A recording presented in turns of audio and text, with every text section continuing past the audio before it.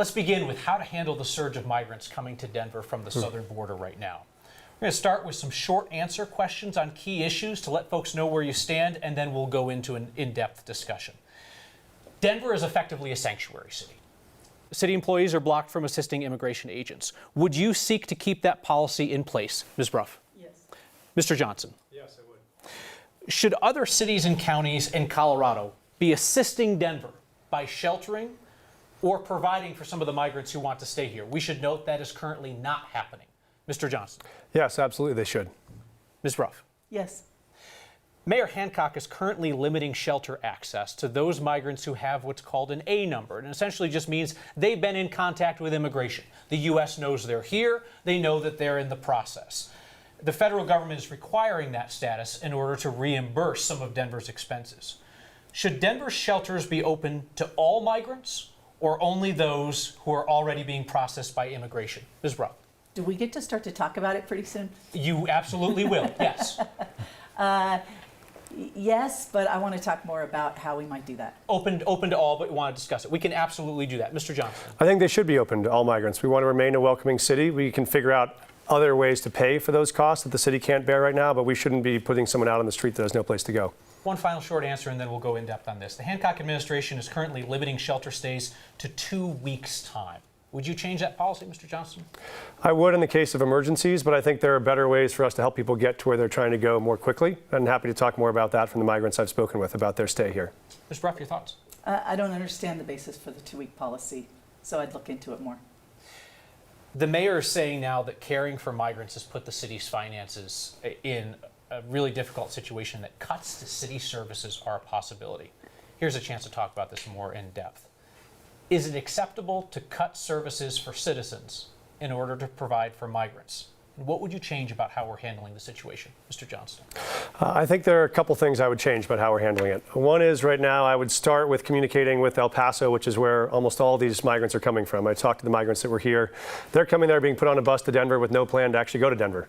Many of them want to go to Chicago or want to go to LA or want to go to Detroit. We could help earlier by partnering with that city to say, let's determine upstream where folks are trying to go and help them get there more quickly. I think that's one.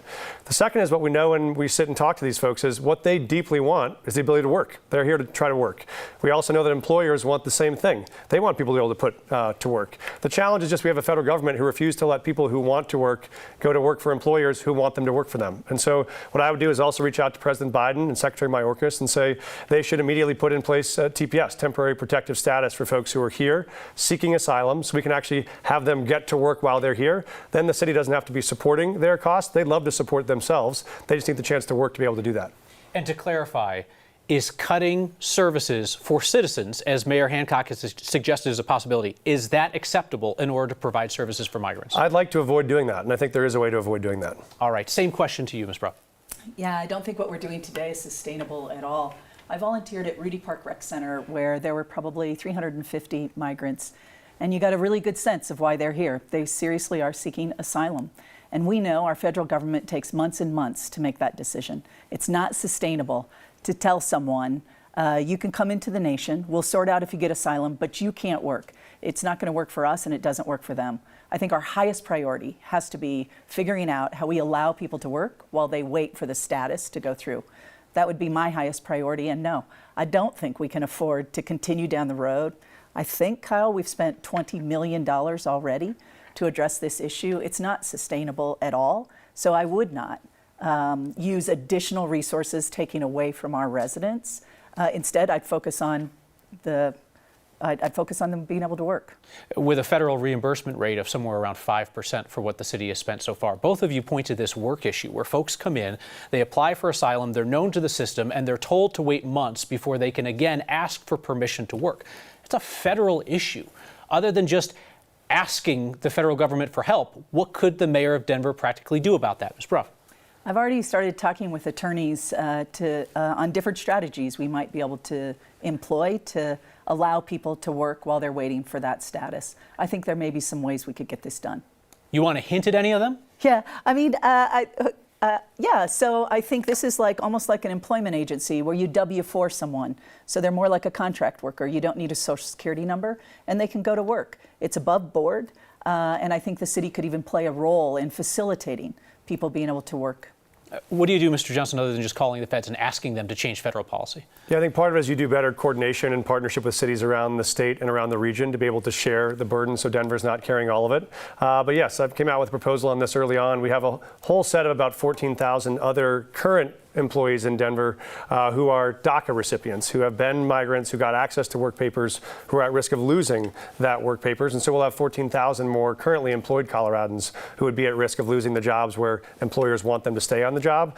And I've come out to say you can solve that by being able to create a public-private partnership where you have a staffing agency. Those people can work for the staffing agency. If you are a restaurant and you need 3 servers, you'd come to the staffing agency. We could deploy you 3 servers. You pay the staffing agency, and the staffing agency pays the employees. There is a way to make sure we push the federal government, who's clearly not going to take action swiftly enough on this, to say, if you won't solve this problem, we'll take on solving it right here in Denver. And then lastly on this issue, what specifically should other municipalities and the state be doing to help that they're not doing now, Ms. Brough? Well, I think we could partner on putting pressure on the federal government, and not just other municipalities in our state, but frankly in the nation, to both get the payments we need today and expedite those, but also to address this issue in a thoughtful way. And then, of course, helping us just house and manage the challenge before us as partners. The state has stepped in with some funding to help Denver. I would continue to explore with Governor Polis how they could help us more. And certainly Mayor Hancock has started that process with the mayors of New York City and Houston asking for a face-to-face with the president. Mr. Johnston, lastly on this, what should municipalities and the state be doing that they're not doing now to help with the migrant crisis? Yeah, there's a lot you can do when you collaborate and when you plan. You know, we've faced this challenge before, even after Hurricane Katrina, when Denver took thousands of refugees who came from New Orleans. Same with refugees who came from Afghanistan. When you know what the numbers are that are coming and you know your capacity, you can partner with Aurora or a Fort Collins or a Pueblo or Colorado Springs and say, can you take 30? Can you take 50? What's your capacity? What do we think our capacity is? And when we're at it, how do we reach out to neighbors to help? I think there are a lot of other municipalities and other states that would want to be a part of the solution if we reach out proactively. Denver's asked and they've been told no. Yeah, I think inside the state of Colorado, I have a real belief that there are mayors around the region that would help us. I have confidence. You call Anna Stout in Grand Junction and you call John Southers down in Colorado Springs and others, they'll want to do their part. I was at a faith luncheon this week where people from all sorts of political walks of life shared a commitment to say we should be able to welcome people that show up here with nothing but a dream. And I think the state will continue to back that.